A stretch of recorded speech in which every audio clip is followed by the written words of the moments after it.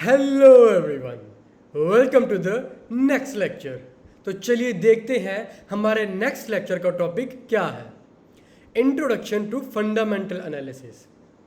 ये जो टॉपिक है ये बहुत ही इंटरेस्टिंग और बहुत ही इम्पॉर्टेंट टॉपिक है। जिसको ये टॉपिक अच्छी तरह क्लियर हो गया वो स्टॉक मार्केट में सफल हो गया। आपको मैं आगे समझाऊं फंडामेंटल एनालिसिस के बारे में, पहले आपको मैं एक एग्जांपल देना चाहता हूं, एक इंसिडेंट नरेट करना चाहता हूं जिससे आपको क्लियर हो जाए कैसे बढ़िया कंपनी के फंडामेंटल भी बिगड़ जाते हैं। सो लेट्स से एक आदमी था मिस्टर ए करके, हम इधर लिखेंगे एक आदमी था मिस्टर डॉट ए। उसकी एक कंपनी थी एबीसी लिमिटेड। सो अब एक आदमी था मिस्टर ए और उसकी कंपनी थी एबीसी लिमिटेड। ये एक बिजनेस रन कर रहा था और अच्छा खासा पैसा बना रहा था। ये जो प्रॉफिट अर्न कर रहा था ये घर पर नहीं लेकर आता था। इसकी एक बहुत अच्छी आदत थी, जब भी ये कोई पैसा कमाता था एक डिसेंट सी सैलरी लेता था उसमें से और उसको री इन्वेस्ट करता था बिजनेस में। बिजनेस में री इन्वेस्ट करने का मतलब बिजनेस और बढ़ाता था और अच्छा उसका जो बिज़नेस था वो परफॉर्म करता था। वो यहाँ बिज़नेस बढ़ाता था या अलग अलग स्टोर्स अपने ओपन करता था या फिर रॉ मटेरियल बढ़ाता था। ऐसे वो जितने भी पैसे अर्न कर रहा था थ्रू प्रॉफिट वो री इन्वेस्ट कर रहा था बिजनेस में और घर पे एक डिसेंट सी अमाउंट लेकर के आता है day to day expense meet करने के लिए। अब बिजनेसमैन है, घर के खर्चे तो होंगे ही होंगे, इसीलिए वो थोड़े से पैसे निकालता था बिजनेस में और घर पर अपना उसको एक्सपेंस को मीट करता था। बाकी जो ज़्यादातर उसका प्रॉफिट था वो बिजनेस में री इन्वेस्ट करता था। अब साल बाद कह लो या फिर महीने बाद कह लो या क्वार्टरली कह लो, उसकी जो सेल्स ग्रोथ थी और प्रॉफिट ग्रोथ थी वो बहुत अच्छी परफॉर्म होनी शुरू हो गई। जो सेल्स ग्रोथ थी और प्रॉफिट ग्रोथ थी वो साल में लेट्स से 100% या फिर हर महीने या क्वार्टरली 20 to 30% ग्रो होने लग गई, जिससे कि उसकी कंपनी और बढ़िया हो गई, उसका बिजनेस अच्छा चलने लग गया। अगेन वो पैसे कम ही निकालता था, थोड़े बहुत, जिससे कि वो डे टू डे अपने एक्सपेंस मीट कर सके। अब हुआ क्या, जो उसके रिलेटिव्स थे या फिर किसी ने उसको सजेस्ट किया कि आप स्टॉक मार्केट में अपनी कंपनी लिस्ट करवा दो, जिससे कि आपकी कंपनी बड़ी हो जाएगी और आपको ज़्यादा पैसे मिल जाएंगे अपने और बिजनेस ग्रो करने के लिए या फिर यही बिजनेस को एक्सपैंड करने के लिए। तो उनको ये आइडिया अच्छा लगा। उन्होंने क्या किया, उन्होंने अपनी कंपनी को स्टॉक मार्केट में लिस्ट करा दिया थ्रू आईपीओ या फिर थ्रू आईपीओ उन्होंने लिस्ट करवा दिया कंपनी को। अब आप और मैं, हम दोनों जो इन्वेस्टर्स हैं, आप भी इन्वेस्टर हो मैं भी इन्वेस्टर हूँ, हम या आईपीओ सब्सक्राइब करेंगे या फिर जब भी कोई कंपनी सेकेंडरी मार्केट में आ जाएगी तब जब वो डेली बाय और सेल होगा तब हम उसको बाय करेंगे, अगर कंपनी अच्छी हुई तो। जब कंपनी आईपीओ आ गया उसका कंपनी का और स्टॉक मार्केट में वो लिस्ट हो गई, अब आप और मैं सोच रहे हैं ये कंपनी तो बढ़िया है, इसमें पैसा लगा देते हैं। क्यों पैसा लगाएंगे? पहले तो प्रॉफिट जो है वो बहुत अच्छी तरह बढ़ रहा है और दूसरा जो उसकी सेल्स है वो भी बहुत अच्छी बढ़ रही है। तो अगर इसी स्पीड पर बढ़ती रही तो जो उसका शेयर प्राइस है वो बहुत ज़्यादा बन जाएगा। जो हम पैसे लगा रहे हैं वो 2 गुना 3 गुना 4 गुना पता नहीं कब हो जाए, ये सोच करके हम उसमें पैसा लगा देते हैं। अब होता क्या है, साल बाद 6 महीने बाद जो कंपनी का मालिक होता है, जो मिस्टर ए होता है, सेल्स तो अच्छी बढ़ रही होती है। जब कंपनी एक बड़ी बन जाती है ना, जब कंपनी एक बड़ा उसका ब्रांड बन जाता है या बड़ी कंपनी बन जाती है, तब उसके सेल्स हालांकि बढ़ते रहे बट उसके प्रॉफिट कम होने शुरू हो जाते हैं।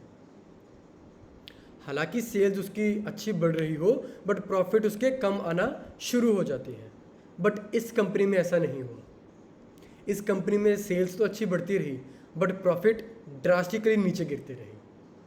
अब प्रॉफिट नीचे क्यों गिरते रहे और कैसे गिरते रहे? प्रॉफिट इसलिए नीचे गिरते रहे क्योंकि प्रमोटर के मन में लालच आ गया था। किस चीज़ का लालच आ गया था? जब पहले बिल्कुल आपको कहानी के स्टार्टिंग में मैंने आपको बताया कि जब भी वो पैसे जो प्रॉफिट अर्न करता था बहुत डिसेंट सी अमाउंट लेता था और घर पे वो day to day expense meet करता था। बट अब उसके मन में लालच आ गया कि जो मैं प्रॉफिट कमा रहा हूँ, अब ज़्यादा से ज़्यादा सैलरी वो ले रहा था अपने नाम से। अब जितना भी वो प्रॉफिट अर्न करता वो खुद से पैसे निकालता और खुद अच्छा अपनी जेब भरता था। बट एक्चुअली में कंपनी के जो फंडामेंटल वो तो बिगड़ गए, प्रॉफिट नीचे आना शुरू हो गया, सेल्स हालांकि उतनी है बट प्रॉफिट डाउन आना शुरू हो गया, जिससे क्या हुआ, कंपनी के जो क्वांटिटेटिव एनालिसिस है, क्वालिटेटिव एनालिसिस है, ये बिगड़ने शुरू हो गए। क्वांटिटेटिव कैसे बिगड़ने शुरू हो गए, प्रॉफिट नीचे आने लग गया। और क्वालिटेटिव कैसे बिगड़ने लग गए, क्योंकि प्रमोटर जड़ है कंपनी की, और अगर जड़ ही खराब हो जाए ना, अगर नींव ही अच्छी ना पड़े तो बढ़िया चीज़ नहीं निकलती। कंपनी बढ़िया परफॉर्म कर ही नहीं सकती अगर प्रमोटर ही खराब है, प्रमोटर की नीयत में अगर खोट है। ऐसे हमें इस कहानी के अंत में क्या सीखने को मिलता है, हमें कंपनी को पहले तो हमेशा ट्रैक करना चाहिए, फिर देखना चाहिए कि जब भी वो प्रॉफिट कमा रहा है उसकी एक तो सेल्स अच्छी बढ़नी चाहिए और प्रॉफिट अच्छा बढ़ना चाहिए। ये तो हो गया क्वांटिटेटिव। अब क्वालिटेटिव, क्वालिटी हम क्या देखें, जो प्रमोटर है क्या वो सही है, क्या वो पैसा ऐसे निकाल तो नहीं रहा, या खुद ऐश तो नहीं कर रहा, गोवा जा रहा है, सिंगापुर जा रहा है, बढ़िया कसिनो खेल रहा है वहाँ पर जाकर, थाईलैंड जा रहा है घूमने के लिए। अल्टीमेटली हमें ये चेक करना है कंपनी अच्छा परफॉर्म कर रही है, उसके साथ साथ क्या ऑपरेटर कह रहा हूँ, जो उसके साथ का जो प्रमोटर है, क्या उसकी सोच है इस कंपनी को अगर 200 करोड़ 500 करोड़ की है तो उसको 5000 करोड़ 50,000 करोड़ के लेकर के जाना है, क्या प्रमोटर की सोच है? अगर हाँ तो फिर बढ़िया है, फिर कंपनी में पैसा लगा सकते हैं। बट अगर नहीं तो फिर पैसा डूबने के चांस बहुत ज़्यादा बढ़ जाते हैं। तो ऐसे बढ़िया कंपनी भी कई बारी नहीं परफॉर्म कर पाती अगर उसका प्रमोटर या उसके फंडामेंटल है जो बिगड़ने शुरू हो जाए।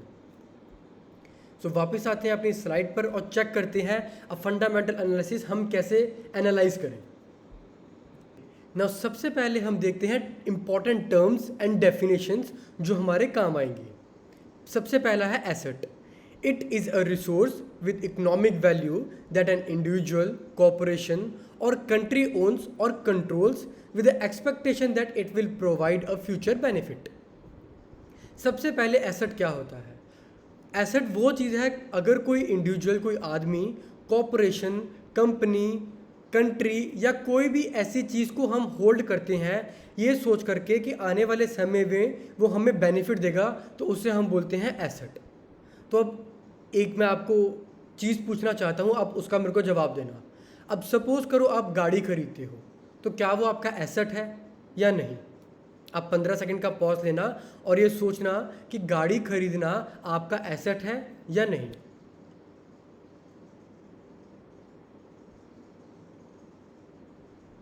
ओके, सो मैं बताता हूँ। सबसे पहले आप गाड़ी किस चीज़ के लिए खरीद रहे हो? आप गाड़ी तो खरीद रहे हो बट किस चीज़ के लिए खरीद रहे हो? लेट्स से आपका बिजनेस ही गाड़ी खरीदना और फिर उसको बेचना है। आप 10 लाख की गाड़ी खरीदते हो, उसको 11 लाख में, 11,50,000 में ऐसे बेचते हो। आपका मतलब जो मेन बिजनेस है वो इसी काम का है। आप फर्स्ट हैंड गाड़ी लेते हो, उसको सेकेंड हैंड गाड़ी में बेचते हो, तो फिर तो आपके लिए एसेट है, फिर आपकी कंपनी के लिए एसेट हो जाएगा ये। बट अगर हम सेकेंड पॉइंट ऑफ व्यू में सोचें, अगर आप गाड़ी खरीद रहे हो और घूमने फिरने के लिए खरीद रहे हो, अपने दोस्तों के पास जा रहे हो या फिर गाड़ी घुमा रहे हो, अलग अलग जगह पे घुमा रहे हो, जिससे कोई आपको आउटपुट या रिटर्न नहीं आ रही, तो फिर वो आपकी लायबिलिटी साबित होगी। जो चीज़ आपको फ़ायदा दे आने वाले समय में वो आपको एसेट साबित होगी, और जो चीज़ आपको नुकसान दे या फिर रिटर्न ना दे वो आपके लिए लायबिलिटी साबित होगी। अब लायबिलिटी हम किधर चेक करें वो आपको दिखा देता हूँ एक बार मैं। हम जाएंगे screener.in, हम सर्च करते हैं लेट्स से कोई भी कंपनी, अंबुजा सीमेंट, ऊपर बैलेंस शीट, इधर गए, ये टोटल एसेट्स, ये सारे एसेट्स मिला करके आपके पास इतनी फिगर बन जाएगी। अब इसमें क्या क्या इंक्लूड है? फिक्स्ड एसेट, CWIP, इन्वेस्टमेंट और अदर एसेट्स, जिसमें inventory, cash in equivalent, loan and advances, trade receivable जैसे कुछ अलग अलग पॉइंट्स शामिल होते हैं। अब चेक करते हैं आगे एसेट की कौन कौन सी टाइप्स हैं। सबसे पहले करंट एसेट। करंट एसेट क्या होता है? Current assets are the short term economic resources that are expected to be converted into cash within 1 year. Current assets include cash and cash equivalents, account receivable, inventory and various prepaid expenses. Current asset क्या होता है? Current asset वो चीज़ होती है जो 1 साल के अंदर अंदर आपको कैश में कन्वर्ट करके दे दे। अब आपके पास सपोज करो बैंक में पैसा पड़ा है, आप बैंक में जाके जब मर्जी निकाल सकते हो, तो वो आपके लिए एसेट होगा। आपके अकाउंट रिसीवेबल है, इन्वेंट्री है, कोई भी चीज़ आपको 1 साल के अंदर आपको कन्वर्जन दे दे। आप कोई सामान बेच रहे हो, 1 साल के अंदर वो बिक जाए, उसके बदले में आपको पैसा आ जाए, तो उसको हम बोलते हैं current assets. Then fixed asset. Fixed asset are long term resources such as plants, equipment and buildings. An adjustment for egging of fixed asset is much based on periodic charges called depreciation, which may or may not reflect the loss of earning powers for a fixed asset. नाम से clear हो रहा है? Fixed asset मतलब जो चीज़ fixed रहती है। For example plant हो गया, इक्विपमेंट हो गया, बिल्डिंग हो गई। अब इन चीज़ को हम हिला तो नहीं सकते। जो बिल्डिंग है वो वहीं के वहीं खड़ी रहेगी, इक्विपमेंट है वहीं रहेंगे, प्लांट है वहीं रहेंगे। चीज़ें बदलेंगी क्या?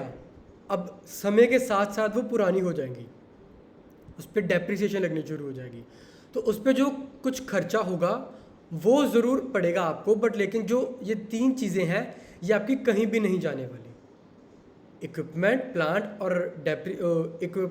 और बिल्डिंग जो है वो आप ही के पास फिक्स्ड रहेंगी, इसीलिए वो फिक्स्ड एसेट है, ताकत वाली है। उसके ऊपर अगर कुछ लगेगा तो डेप्रिसिएशन। अब बिल्डिंग है, आपके पेंट करा लिया आपने, या आपने वॉलपेपर लगा लिया, ऐसे छोटे मोटे खर्चे आपके चलते रहेंगे, बट जो मेन बड़ा आपने खर्चा किया है वो वहीं का वहीं रहेगा। Now financial asset. Financial assets represent investments in the assets and securities of other institution. Financial assets include stocks, corporate bond, preferred equity and other hybrid securities. Financial assets are valued depending on how the investment is categorized and the motive behind it. Financial asset मतलब वो कोई भी चीज़ जो आपके business में नहीं पर अलग किसी जगह पड़ी हुई है। अब स्टॉक है आपका, कोई सपोज करो कोई काम कुछ और है, बट लेकिन आपका पैसा कोई दूसरे धंधे में पड़ा है। आप बिजनेस कुछ चला रहे हो, आपकी मिठाई का दुकान है, आपकी मिठाई की दुकान है, और आप जो पैसा निकाल रहे हो वो स्टॉक्स में डाल रहे हो, मतलब वो दूसरा काम है, अलग इंस्टीट्यूशन में आप पैसा डाल रहे हो। कॉर्पोरेट बॉन्ड हो सकता है, प्रेफर्ड इक्विटी हो सकती है, या कोई भी ऐसी अलग अदर हाइब्रिड सिक्योरिटी जहाँ आप पैसा डाल रहे हो, उसको हम बोलते हैं फाइनेंशियल एसेट। अलग जगह पैसा डालना, दूसरी जगह पैसा डालना, फाइनेंशियली जो आपको आने वाले समय में अच्छी रिटर्न दे करके जाएगी। Then tangible asset. Tangible assets are economic resources that have physical presence. They include property, plant and equipment. Accounting for tangible assets differs depending on the type of asset. अब टेंजिबल एसेट क्या होता है? वो कोई भी चीज़ जिसे हम देख सकते हैं या छू सकते हैं। फॉर एग्जाम्पल प्रॉपर्टी और प्लांट और इक्विपमेंट, अब इन्हें हम देख भी सकते हैं और इसे हम छू भी सकते हैं, इसको हम बोलते हैं tangible asset.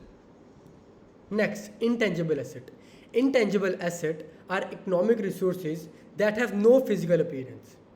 They include patents, trademarks, copyrights and goodwill. Accounting for intangible assets differ depending on the type of asset, and they can either amortized or tested for impairment each year. अब intangible asset क्या होता है? intangible asset मतलब जो वो कोई भी चीज़ जिसे ना तो हम देख सकते हैं और ना ही हम उसे छू सकते हैं, पर हम उसे फील कर सकते हैं।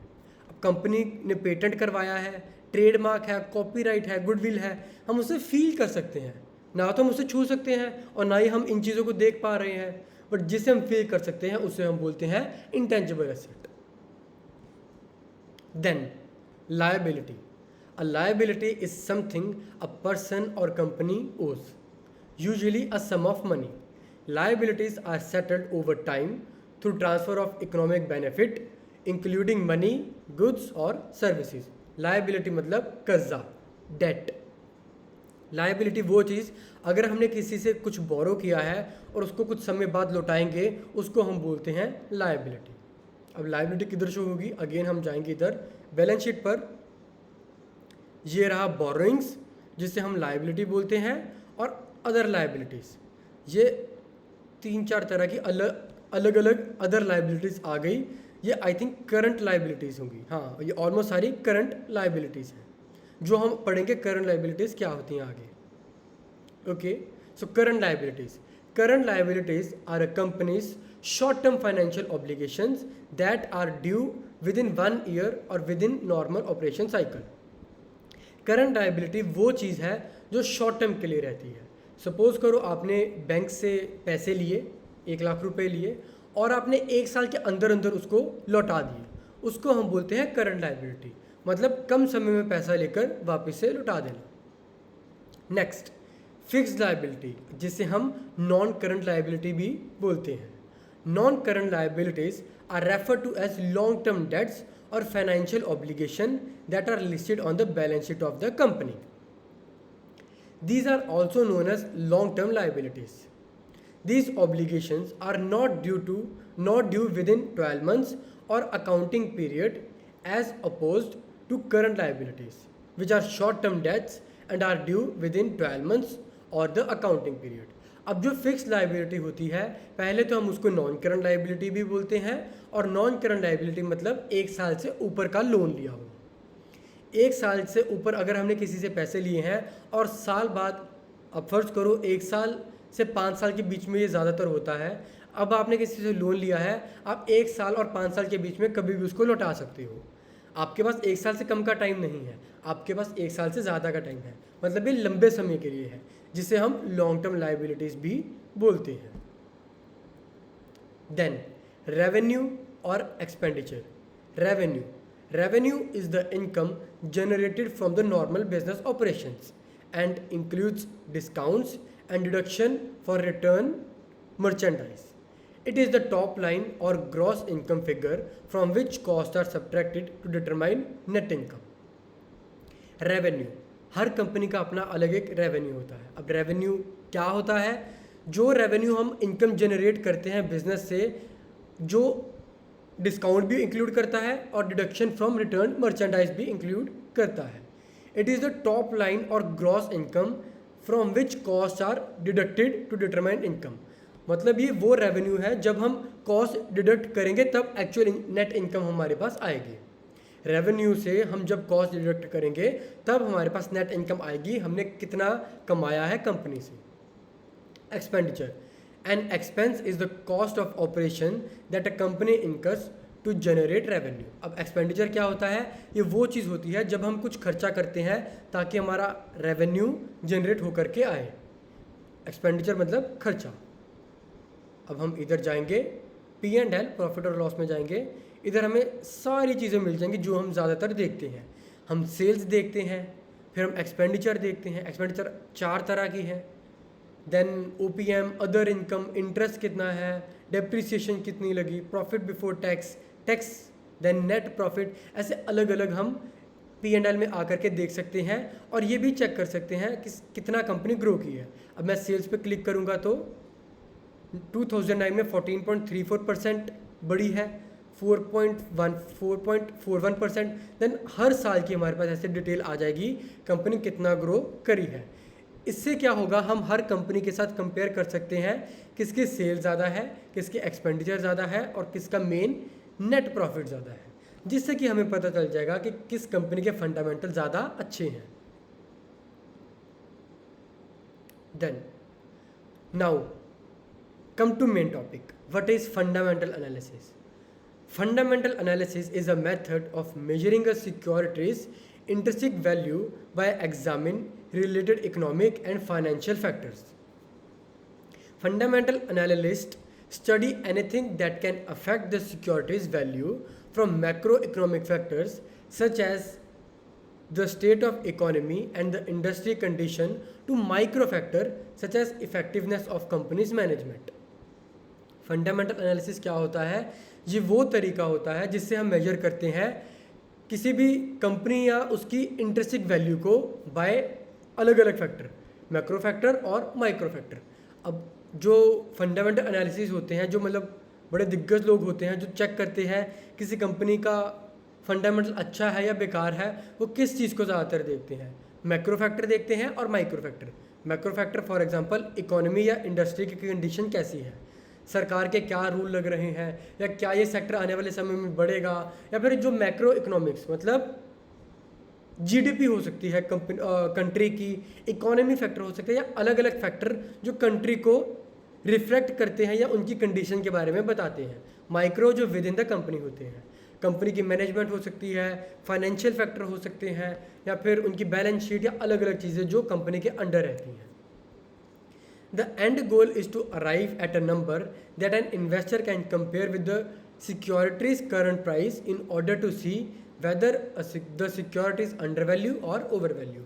जब हम एनालाइज कर लेते हैं किसी कंपनी की एक्चुअल सिक्योरिटी की करंट प्राइस को, तब हम चेक कर सकते हैं कि क्या कंपनी वो ओवर वैल्यू है मतलब महंगी है, या अंडर वैल्यू है मतलब सस्ती है।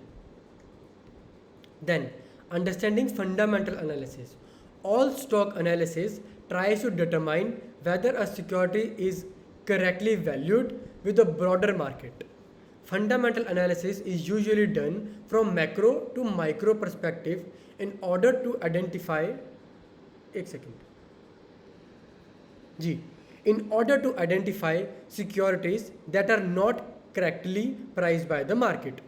अब फंडामेंटल एनालिसिस क्या होते हैं, ये वो चीज़ है जब हम चेक करते हैं, करेक्टली हम देखते हैं कि उसकी कितनी वर्थ बन रही है, और मैक्रो से लेकर माइक्रो तक हम हर चीज़ को चेक करते हैं कितनी कंपनी की जो रियल वैल्यू है वो एक्चुअल में वर्थ कर रही है उस चीज़ को, उसके शेयर प्राइस को कितना रिफ्लेक्ट कर रही है, उसकी मार्केट कैपिटल कितनी दिखाई दे रही है। Analyst typically study in order the overall state of the economy and then the strength of the specific industry before concentrating on individual company performance to arrive at fair market value for a stock। अब जो analyst होते हैं वो क्या analyse करते हैं, वो check करते हैं ओवरऑल स्टेट ऑफ इकोनॉमी, मतलब इकोनॉमी की क्या कंडीशन है, जो कंपनी की इंडस्ट्री है या फिर वो सेक्टर है उसकी कितनी स्ट्रेंथ है, और उस हिसाब से वो कंपनी का परफॉर्मेंस चेक करते हैं और फिर रेटिंग देते हैं वो कंपनी बढ़िया है या नहीं है। उसके बाद for stocks fundamental analysis uses revenue, earning, future growth, return on equity, profit margin and other data to determine a company's underlying value and potential for future growth. All of this data is available in the company's financial statement। अब company की financial statement में हम जाएंगे और उधर हम ये सारे डाटा हमें मिल जाएंगे, रेवेन्यू कितना है, अर्निंग कितनी है, फ्यूचर ग्रोथ हमें कितनी दिख रही है, रिटर्न कितनी है इक्विटी पर, प्रॉफिट मार्जिन कितने हैं, और ऐसे अलग अलग चीज़ें जो हमें बता सकती हैं कि आने वाले समय में कि क्या कंपनी ग्रो कर पाएगी या नहीं कर पाएगी। Next, investing and fundamental analysis। An analyst work to create a model for determining the estimated value of a company's share price based on publicly available data। This value is only an estimate, the analyst's educated opinion of what the company's share price should be worth compared to the current market price। Some analysts may refer to their estimate price as a company's intrinsic value। If an analyst calculates the stock value should be significantly higher than the stock current market price, then they may publish a buy or overweight rating for the stock। This acts as a recommendation to investors who follow that analyst। If the analyst calculates a lower intrinsic value than current market price, the stock is considered overvalued। A sell or underweight recommendation is issued। अब suppose करो Ambuja cement के example लेकर के चले, किसी analyst ने analyse किया कि जो इसकी करंट प्राइस है 364, वो एक्चुअल में वो 364 नहीं, वो 500 होना चाहिए। मतलब जो 364 अभी इस टाइम पे ट्रेड कर रहा है, एक्चुअल में वो उसकी वर्थ 500 रुपये से ऊपर बन रही है। तो इसका मतलब लोग जो उस एनालिस्ट को सुनते हैं, उनको मानते हैं, वो तो इमीडिएटली बाय कर लेंगे, क्योंकि इतने बड़े एनालिस्ट ने बोल दिया है कि जो कंपनी की वर्थ 364 है वो 500 रुपये की तो ऑलरेडी है और उससे ऊपर भी ट्रेड होनी चाहिए, जिससे कि अंडर वैल्यू की रेटिंग आ जाएगी और लोग इस पर ज़्यादा से ज़्यादा इन्वेस्ट करेंगे और इसका शेयर प्राइस बढ़ जाएगा। उधर अगर हम सेकंड वे लेकर के चले, अगर किसी एनालिस्ट ने कहा कि जो इसका करंट प्राइस 364 है वो एक्चुअल में 250 होना चाहिए, मतलब ये बहुत ज़्यादा ओवर वैल्यू है, जिससे क्या होगा, जिसके पास भी ये स्टॉक होगा और उस एनालिस्ट को सुनता होगा तो इमीडिएट बेसिस पर वो बेच देगा और इसका जो शेयर प्राइस है वो उसके नीचे आने के चांसेस ज़्यादा हो जाएंगे। तो जो एनालिस्ट होते हैं वो अपनी रिकमेंडेशन दे देते हैं इन्वेस्टर्स को कि उनके हिसाब से इतना होना चाहिए। अब एक तरह से ये सजेशन ही है, कुछ कंफर्म नहीं है, कुछ गारंटी नहीं है। हर एनालिस्ट की अपना ओपिनियन होता है, अपनी एजुकेशन लगी होती है, जिसके हिसाब से वो रिकमेंडेशन इन्वेस्टर्स को देते रहते हैं। Fundamental analysis. The problem with defining the word fundamentals is that it can cover anything related to the economic wellbeing of a company. They obviously include numbers like revenue and profit, but they can also include anything from a company's market share to quality of its management। जब भी हम fundamental word सुनते हैं सबसे पहले हमारे दिमाग में आता है economic wellbeing of company, company की हालत कैसी है। फिर उसके बाद हम चेक करते हैं रेवेन्यू, फिर प्रॉफिट, तब हम देखते हैं कंपनी की क्वालिटी कैसी है मैनेजमेंट की, क्या मैनेजमेंट अच्छा है। शुरू में मैंने जैसे आपको बताया था कैसे क्वालिटी ऑफ मैनेजमेंट बिगड़ जाता है, तो हमें ये भी चेक करना है क्वालिटी और क्वांटिटेटिव दोनों अच्छे होने चाहिए। The various fundamental factor that can grouped into two categories quantitative and qualitative analysis.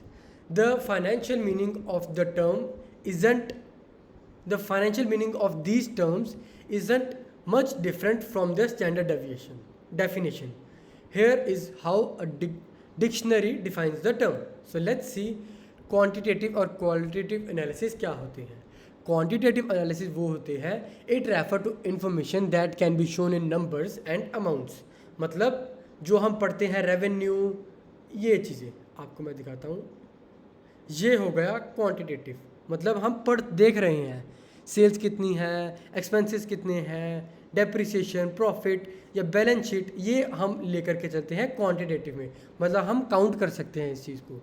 Qualitative क्या होता है, it is relating to the nature और standard of something rather than its quantity.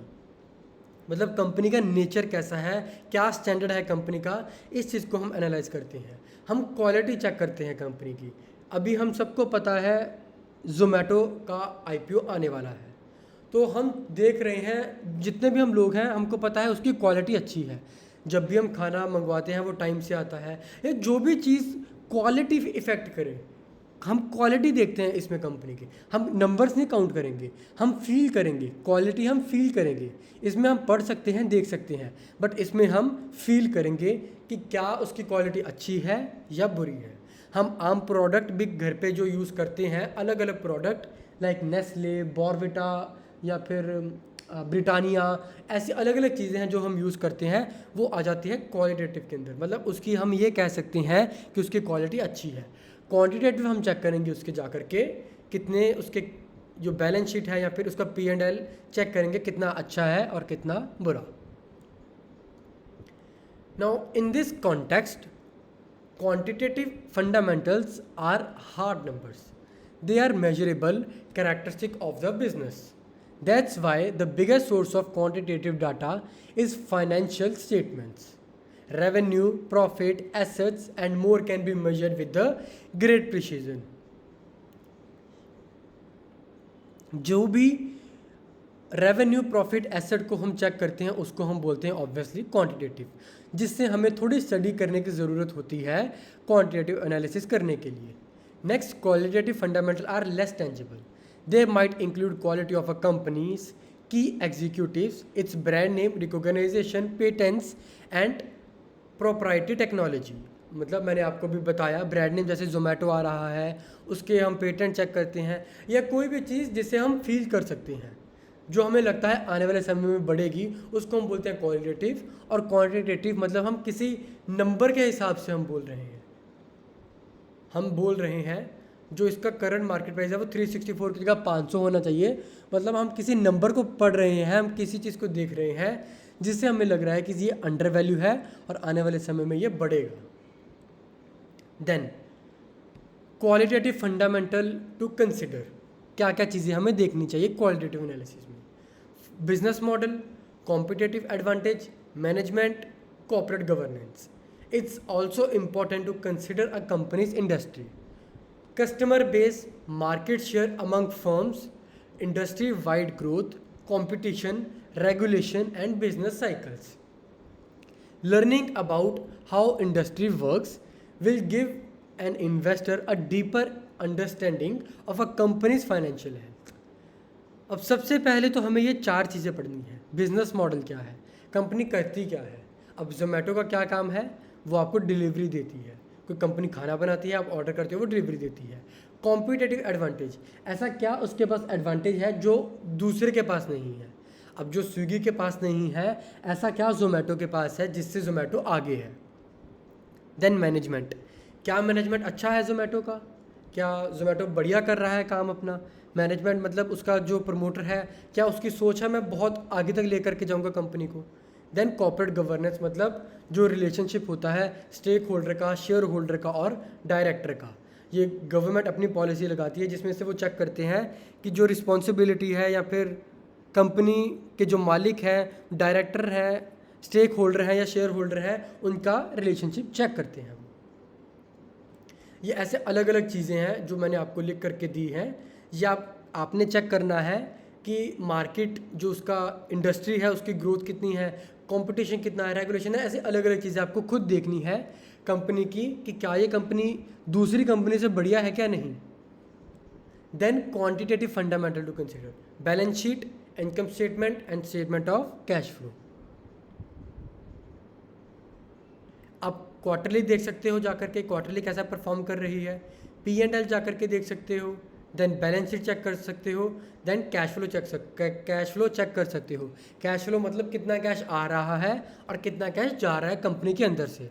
अगर तो कैश ट्रांजैक्शन अच्छी हो रही है तो मतलब कैश फ्लो फिर बढ़िया परफॉर्म कर रहा है। अगेन बैलेंस शीट और P&L, ये आपको एक ही कंपनी का चेक नहीं करना, आपको इसके कॉम्पिटिटर्स का भी चेक करना है।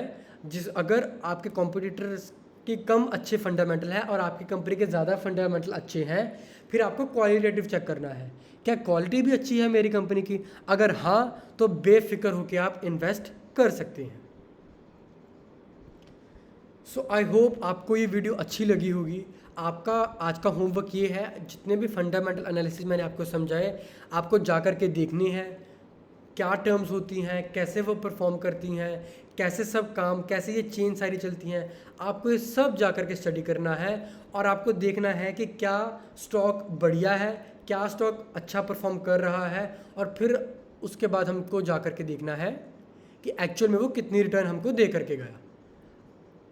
अगर ये कंपनी अच्छी है तो क्या ये रिटर्न दे करके गई 3 साल 5 साल में, या मैक्सिमम देखे तो कितनी रिटर्न हमको ये एंड पर दे करके गई।